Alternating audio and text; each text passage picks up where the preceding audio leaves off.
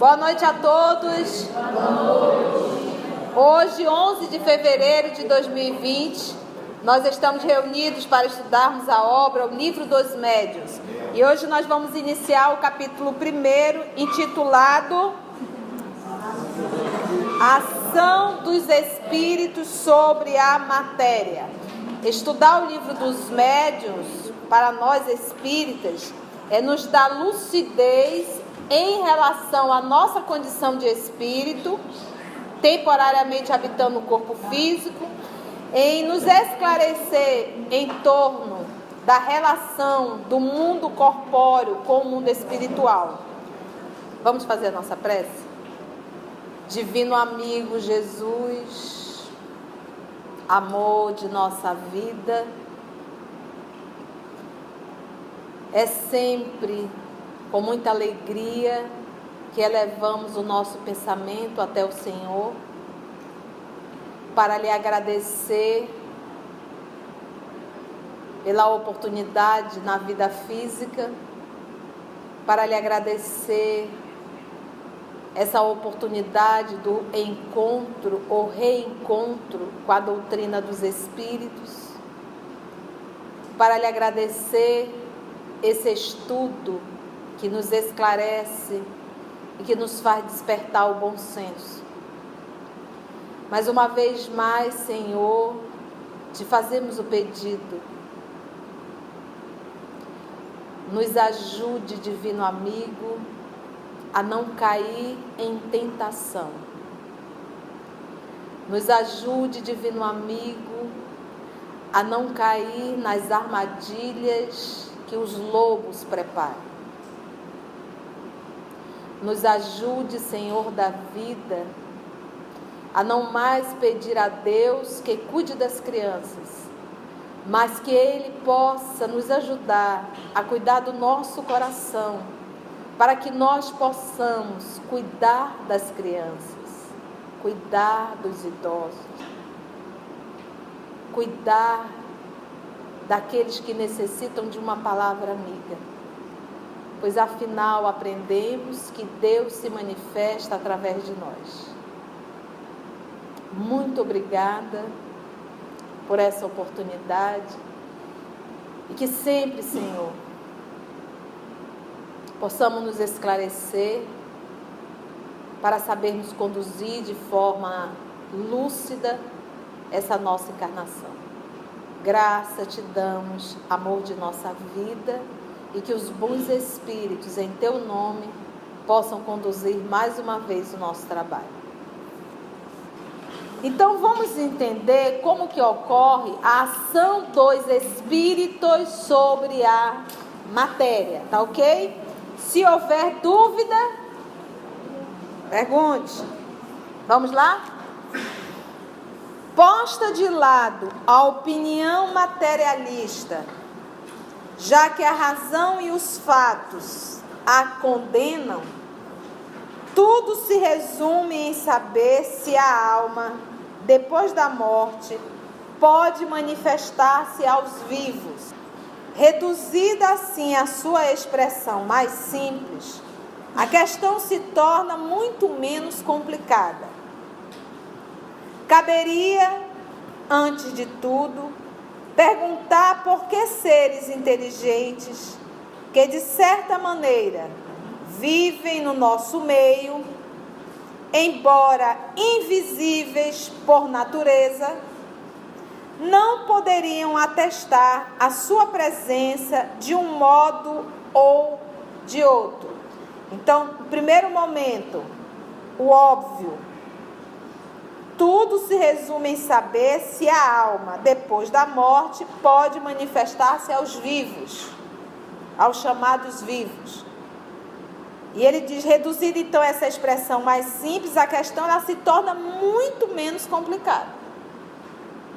Caberia, antes de tudo, perguntar por que seres inteligentes, que de certa maneira vivem no nosso meio, embora eles sejam invisíveis por natureza, não poderiam atestar sua presença de um modo ou de um outro. Atestar, levantando uma cadeira, fazendo qualquer movimento. Olha, tu não está só não, eu estou aqui.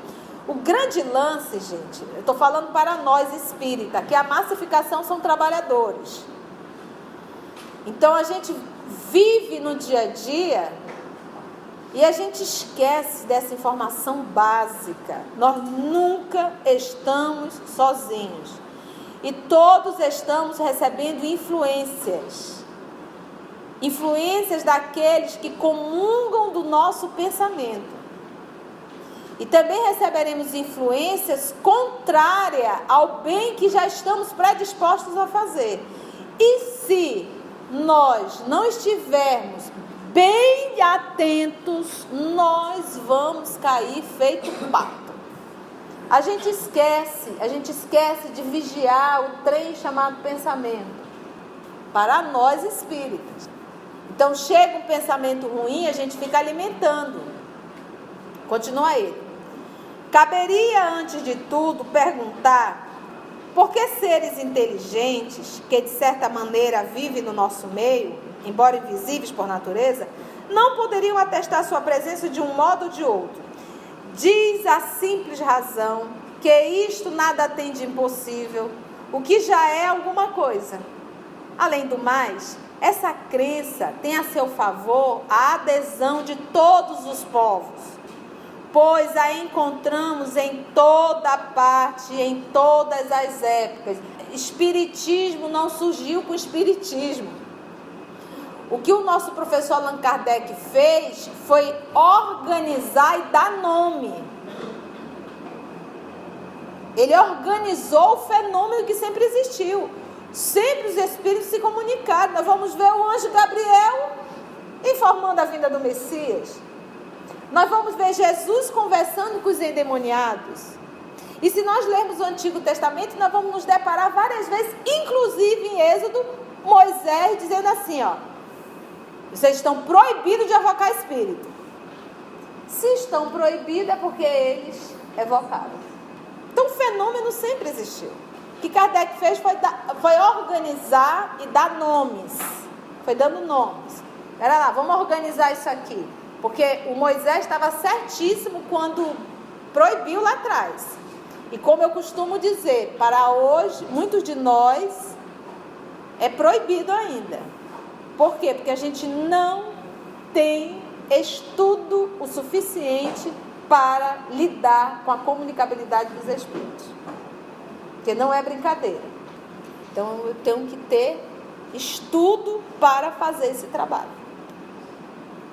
Continua ele. Ora, uma intuição não poderia generalizar-se tanto, nem sobreviver ao tempo, se não se apoiasse em alguma coisa. Ela é ainda sancionada pelo testemunho dos livros sagrados e pelos pais da igreja. A gente vê, basta estudar um pouquinho o Novo Testamento, o Antigo Testamento, a gente vai ver várias vezes esse movimento. Só que eles chamavam anjos. Tendo sido preciso o ceticismo e o materialismo do nosso século para relegá-la entre as crenças supersticiosas, se estivermos em erro, aquelas autoridades igualmente estarão erradas. Se eu estou errado, tem uma galera aí atrás de mim também errado. Porque isso aqui que eu estou falando, isso sempre existiu. Então nós vamos encontrar no Egito Antigo, nós vamos encontrar na Grécia, eles chamavam o quê? Os seus daimons, né? Que seriam os seus anjos, os seus guias. Então sempre existiram, tá? Com outros nomes. A pitonisa, os pitões, tudo isso eram médios. Só que eles davam outros nomes. Mas tudo isso não passa de consideração de ordem moral. Uma causa tem contribuído de modo especial, porque Kardec aqui ele é professor, tá? Então ele está fazendo uma introdução para falar da ação dos espíritos sobre a matéria. Isso aqui é só uma introdução. Mas tudo isso não passa de considerações de ordem moral. Uma causa tem contribuído de modo especial para fortalecer a dúvida, numa época tão positiva como a nossa, em que as criaturas fazem questão de se inteirar de tudo, em que se quer saber o porquê e o como de todas as coisas. Essa causa é a ignorância da natureza dos espíritos e dos meios pelos quais eles podem manifestar-se. Conquistado esse conhecimento, quando você sabe a natureza dos espíritos e como eles poderão se comunicar, as manifestações nada mais apresentam de extraordinário e entram na ordem dos fatos o quê? Então, ou seja, se você vê alguém incorporar e você sai correndo de medo, isso para ti ainda não é natural. Então, subentende que você ainda não conhece o espiritismo. Você é um frequentador. Então, quando eu vejo espírita dizendo, eu tenho pavor de espírito, eu tenho medo de espírito, eu tenho medo de desencarnar, eu tenho medo de ir para velório. O que é isso? A gente está dizendo, mas tia, a gente tem medo dos espíritos perversos. Vou dar uma informação para vocês. O espírito mais perverso, que tem capacidade de te destruir, quem é? Nós mesmos. Somos nós. Então a gente não pode mais trazer a ideia do capeta. É culpa do demônio, é culpa do demônio. Isso não cabe mais para o espírita, não. Porque o espiritismo nos ensinou responsabilidade. Porque os espíritos nos dão ideia. Quem executa somos nós. E se for um processo obsessivo, que eu aprontei muito, e agora o irmão não conseguiu perdoar, não. Te vira. E não arruma mais encrenca. Porque ninguém vai me perseguir à toa. Se me persegue, é porque ainda não conseguiu perdoar o mal que eu fiz. E se Deus permite, porque, gente, toda obsessão é com permissão divina. Está lá no livro Consolador. Ele permite que é para a gente aprender a lição. Presta atenção. Ela está falando assim, é como se os espíritos tivessem uma força muito grande para manipular meu corpo físico. Não é disso que ele está falando, não. É isso que a gente tem que entender. Gente, se eu sou uma pessoa que estudo no bem e me esforço para me tornar menos capeta, sabe? Me tornar um ser humano melhor, me moralizar, esse movimento que eu faço, eu já mudo a minha sintonia. Olha, a gente sempre tem que lembrar disso. Para que o espírito mau atue sobre mim, é necessário que eu esteja na mesma sintonia. Senão ele não tem como. Agora, só que a gente fala dos espíritos perversos, mas nós também estamos incluídos. Porque nós também temos nós somos espíritos da terceira ordem, terráqueo e brasileiro. Terráqueo é o povo rebelde, brasileiro é o povo da Idade Média, Inquisição, Noite de Bartolomeu, Revolução Francesa. Esse povo estava todo onde? No vale. Vai o nosso Senhor Jesus lá, o povo já, pelo amor de Deus, me dá uma assistência, me ajuda, estou arrependido. Chega com Ismael, tem um povo aqui legal para ti, para te ajudar. É, Senhor? Tá bom. Onde eles estão? No vale. E o Senhor quer que leve para onde? Para o Brasil. Porque lá é minha pátria, para eu trabalhar. É, gente. É isso. Então, é esse movimento que a gente tem que entender. Então, hoje, eu não transfiro a responsabilidade para os nossos irmãos. Hoje, a responsabilidade está em mim. Continua ele. A ideia que geralmente se faz dos espíritos torna, à primeira vista, incompreensível o fenômeno das manifestações. Tu acha que é um fantasma que vem flutuando e que vem com um paninho sobre ele? A gente não consegue. Então, acho que a primeira coisa para eu entender o fenômeno é eu fazer entender a natureza do espírito. Enquanto eu não conseguir entender a natureza do espírito, eu não tenho como compreender o fenômeno. Como estas não podem ocorrer sem a ação dos espíritos sobre a matéria, os que julgam que o espírito implica a ideia de ausência completa de tudo que seja matéria, perguntam, com certa aparência de razão, como ele, o espírito, pode agir materialmente. Porque se o espírito não tem nada de matéria, como é que ele, que não tem nada de matéria, pode agir sobre a matéria? Isso é Kardec. Ora, aí está outro erro. Pois o espírito não é uma abstração, mas um ser definido, limitado, e circunscrito. O espírito encarnado no corpo, ele é o quê? Alma. Quando deixa por ocasião da morte, ele não sai dele despido de todo o envoltório. Todos nos dizem que conservam a forma humana. E de fato, quando nos aparece, é sob essa forma que os reconhecemos. Então não tem espírito fantasminha, né? Aí ele continua com a forma humana. Nós já estudamos isso em perispírito. Se os observarmos atentamente, no instante em que acabam de deixar a vida, veremos que eles se encontram em estado de perturbação. Esse estado de perturbação, gente, tu sabe aquele dia que tu acordou, que tu não sabe quem tu é, em que mundo tu estás, e que tu fica meia hora assim, alguns minutos, não é meia hora não, mas a gente fica alguns minutos assim meio lesa, quem eu sou, de onde eu vim, que dia é hoje. Esse é um estado de perturbação. Esse é o estado de perturbação.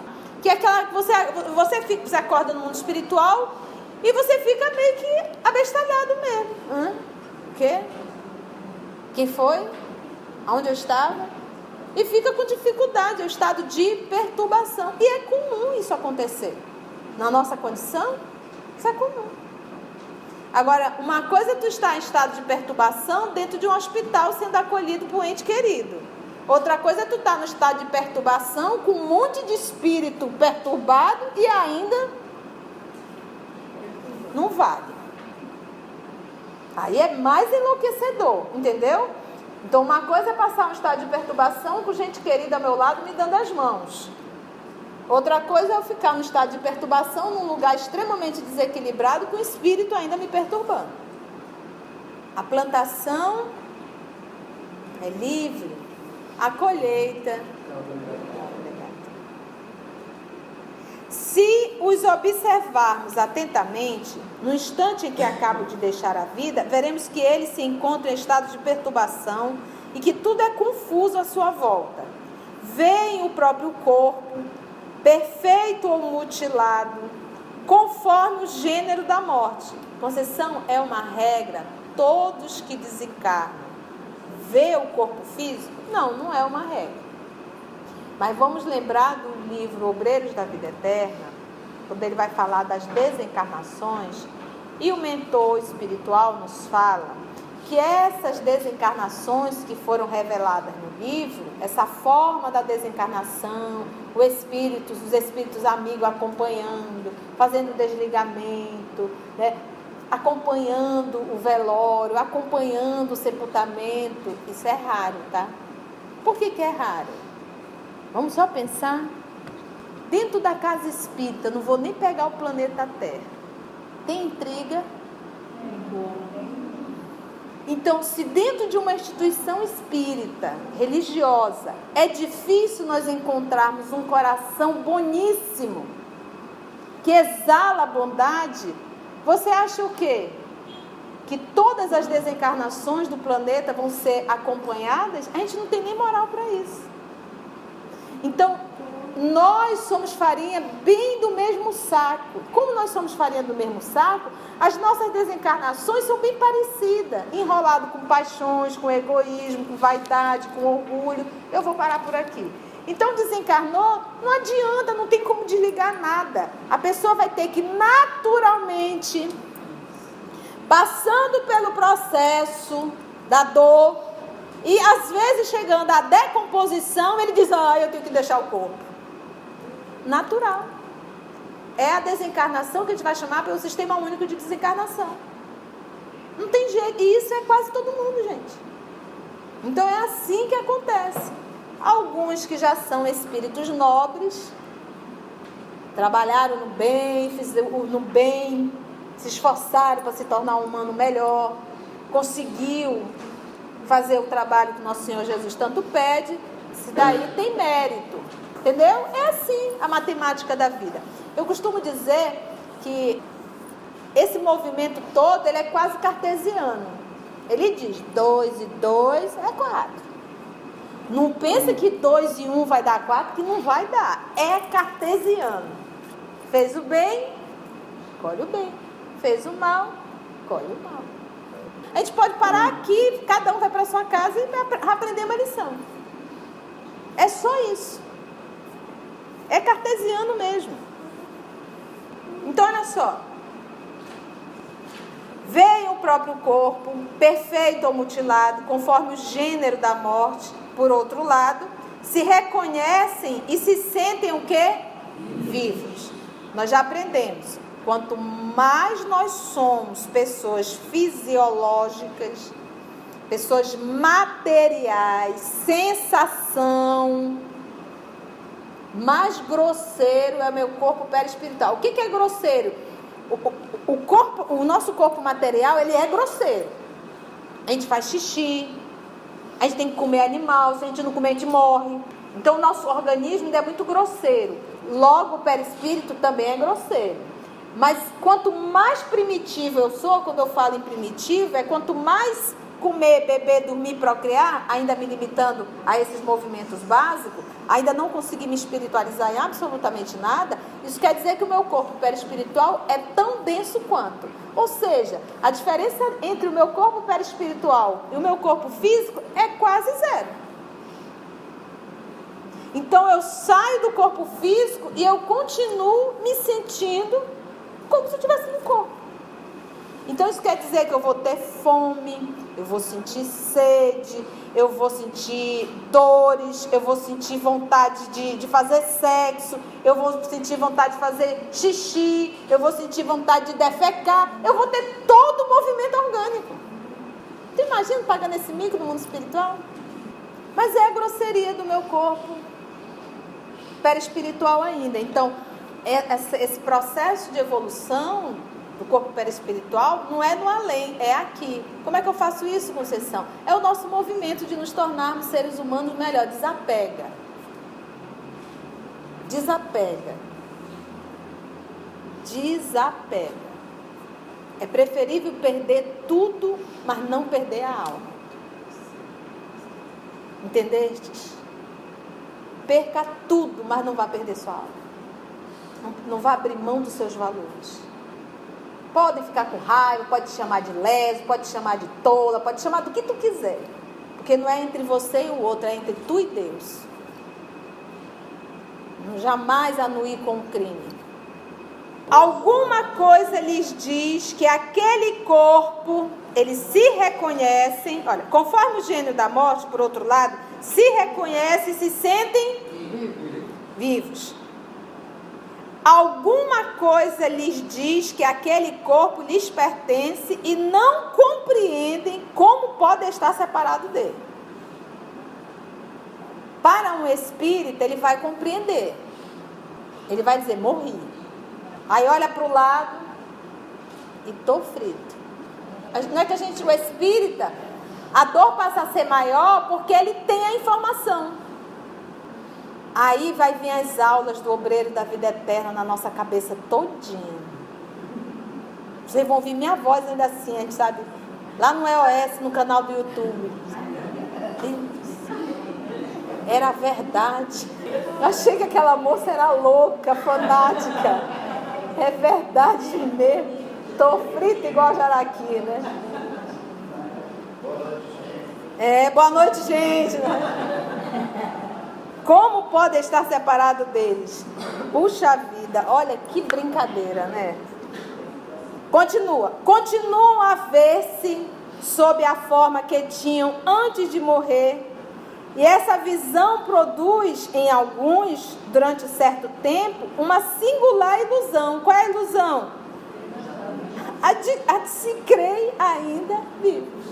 Nós já vivemos essas experiências aqui. Nós já reencarnamos várias vezes. Nós já morremos um montão de vezes. Falta-lhes a experiência do novo estado em que se encontram para se convencerem da realidade. Passado esse primeiro momento de perturbação, esse período de perturbação dura quanto tempo? Pode demorar alguns segundos, como poderá demorar séculos. Passado esse primeiro momento de perturbação, o corpo se torna para eles uma veste imprestável, o corpo físico, porque entra em putrefação, ele percebe os vermes, ele escuta o som dos vermes, tem que fugir do corpo. Porque lembra que são vários fios que nos ligam ao corpo perispiritual. No momento da concepção, em que o espermatozoide fecunda o óvulo, ali o espírito já se liga. Naquela primeira célula, cada célula é uma, vira duas, se ligou nas duas. Vira 4, se ligou nas 4. Vira 8, se ligou nas 8. Vira 16, se vinculou às 16. Quantas células nós temos? Então, entendeu? São muitos fios. Nós estamos ligados bem ligadinho. Então, no momento da desencarnação, por exemplo, nós somos tolos, eu adoro se esculhambar com a gente, porque nós somos tolos mesmo. A gente é tão abestalhado que a gente diz assim: eu quero uma morte rápida. Não quero ficar em cima de uma cama. Tem um infarto, bate a caçuleta, vai para o mundo espiritual e fica doidinho sem entender o que está acontecendo. Se a gente tem uma patologia e o médico diz assim, vai morrer, tu diz, bem, eu sabia, só não sabia como. Agora você está me dizendo como que eu vou morrer, né? Tudo bem. Então você tem um tempo para se preparar, para refletir, se arrepender, pedir desculpa, chama a galera toda. Você faz todo um movimento que chega um momento que você não aguenta mais, você diz, dá para ir. Então houve um período para isso. Deus sabe o que faz. E nesse processo, que vai acabando a vitalidade, aí tu não vai ter aquele problema de ter espírito tentando buscar a tua vitalidade no cemitério. Por quê? Porque acabou. Foi definhando, a vitalidade acabou. Não tinha mais. Você já não quer mais comer. Então já acabou esse movimento, você já se prepara, e você já diz assim, estou mais para lá do que para cá. Pronto. E esses fios, eles vão se afrouxando. Bendita a idade. Que possamos desencarnar com os 90, 95, a vitalidade acabando. Fazendo bem. Se pelo menos nos 15 minutos do último tempo, os últimos 15 anos, eu consegui fazer um movimento, já valeu a pena. Torna para eles uma veste imprestável, de que se despiram e da qual não guardam saudade. Sentem-se mais leves. Quando desencarna, que você já passou por esse processo da perturbação, desse movimento, sentem-se mais leves e como que aliviados de um fardo. Porque o corpo físico passou a ser um fardo. Sente aliviado e leve. Eu acho interessante. O pessoal vai olhar, Conceição e o Corona, é Corona o nome, é? E aí o povo, Conceição, tu acha que vai chegar no Brasil? Eu digo, se chegar, é porque tem que chegar. Faz parte da expiação coletiva. O máximo que pode acontecer é a gente desencarnar. Vamos ficar leve, olha aqui, né? E uma sensação de ter deixado um fardo. Que coisa maravilhosa. Então essa agonia, os espíritos tudo agoniado, espiritada, né? Onde tem que fazer, tem que usar máscara, tem que não sei o que. Relaxa. Vamos viver. Eu tenho que cuidar do meu presente. O futuro está na mão de Deus. O passado já foi. E se Ele tiver de me chamar, vou. O mundo vai acabar? Vai nada, vai ficar até melhor. Porque às vezes a gente atrapalha muito, né? Então é essa leveza que a gente tem que pôr. O nome disso, sabe o que é? Fé. Fé em quê? Que nada de mal vai me acontecer? Não. Que aconteça o que acontecer é o melhor para mim. Porque a vontade de Deus, Ele não está avaliando a minha personalidade transitória. Ele está avaliando o espírito que precisa passar por lições, por provações e por expiações. Não é verdade? Fica tão leve, gente. Olha, gente, a gente vai ficar leve, a gente vai nem precisar de balança. A gente não vai nos preocupar mais com nada disso. Acabou. O negócio de comer azeitoninha, essas coisinhas, acabou. Não tem mais, né? Que delícia. Não sofrem mais as dores físicas, nada de dor de barriga, dor disso, dor daquilo, dor de cabeça. E se consideram felizes por poderem elevar-se e transpor o espaço. Meus irmãos, vou sair de férias, tu vai para onde? Vou para o Rio de Janeiro, mundo espiritual. Estou saindo de férias, mas tu vai, vou para outra galáxia. Ele diz aqui, e transpor o espaço. Como tantas vezes o fizeram em sonho. quando vivos. Essa leveza, essa daí, não é nem que você está evoluído. É quando você já caiu a ficha. Você não fez mal. Não fazer o mal, deixar de fazer o bem já é o mal. E o que é o mal para os espíritos, quando ele nos fala, o que é o mal? É o bem só para mim. Quando o bem é só para mim, isso já é o mal. Entretanto, apesar da falta do corpo, constatam suas personalidades, eles continuam com a personalidade, com a sua individualidade. Então, se a pessoa aqui encarnada é ranzinza, vai desencarnar e vai continuar ranzinza. Não tem pozinho do pirlim-pim-pim, não. Continua com a sua personalidade.